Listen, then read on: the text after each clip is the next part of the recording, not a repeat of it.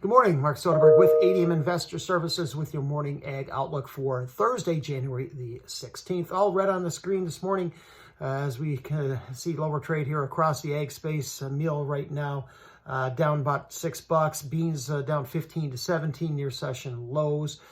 In feed grains down 4 to 5 in a corn and down about 5 to 9 right now in the wheat. I think I skipped oil. That's down 30 to 35 points. Late day weakness yesterday, despite record NOPA crush data, has carried over into the overnight session. Speculative traders has been on a rather sizable buying spree across the ag space in recent weeks, perhaps seeing some signs this has run its course, or at least starting to become overmatched by a pickup in farmers selling in response to the higher prices. I suspect money managers' long position in corn now has swelled to about a 3-year high at over 320,000 contracts. And in beans, I look for the CFTC to show money managers flip their position around a net long for the first time since the end of 2023. Hot, dry conditions in Argentina will gradually give way to scattered showers and increased cloud cover over the weekend. However, meaningful rain now seems to be pushed back until late next weekend.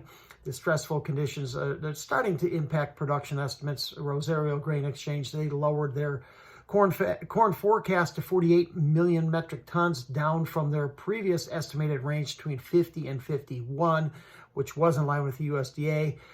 They also lowered their, seemed to suggest lower production in soybeans as well, without issuing a formal new figure. Their recent production range, 53 to 53 and a half, was just above the USDA forecast at 52. Buenos Aires Grain Exchange out later today with their crop updates. Also get weekly export sales.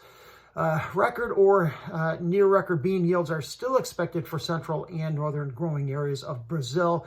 However, need to see drier conditions if harvest is going to start to kick off in a more timely manner. NOPA crush at 206.6 million bushels, a new record high, and slightly above expectations would imply total industry crush of about 220 million. Cumulative crush over the first 4 months of the marketing year now is about 831 million bushels, up 6.5% from a year ago versus USDA forecasts of up 5.4%. So over time, I would expect the USDA to raise their forecast of 2.41 billion bushels crush just gradually here over time. And despite the higher crush, oil stocks came in slightly below expectations at 1.24 billion pounds. However, that was up 14% from November. Inside trade in March corn overnight, I think we'll see good underlying support here as demand remains strong. Strong ethanol number yesterday continues to run well above the pace needed to hit the USDA forecast.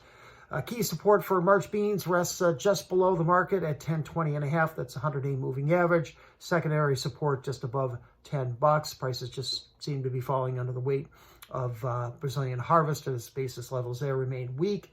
March meal, that sliced below its 50-day moving average overnight. Next support is at 295.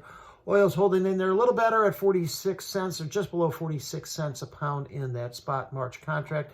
And wheat just continues to grind sideways to lower. Seemingly the day-to-day price action driven by many outside markets and fresh news scarce.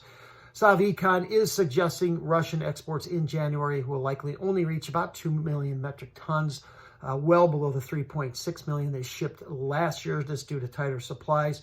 Their 24-25 export forecast at 43.7 million metric tons, well below the USDA's 46 million metric tons. Wheat prices just continue to hold slightly above their recent lows. Thank you for listening, everyone. Have a great day.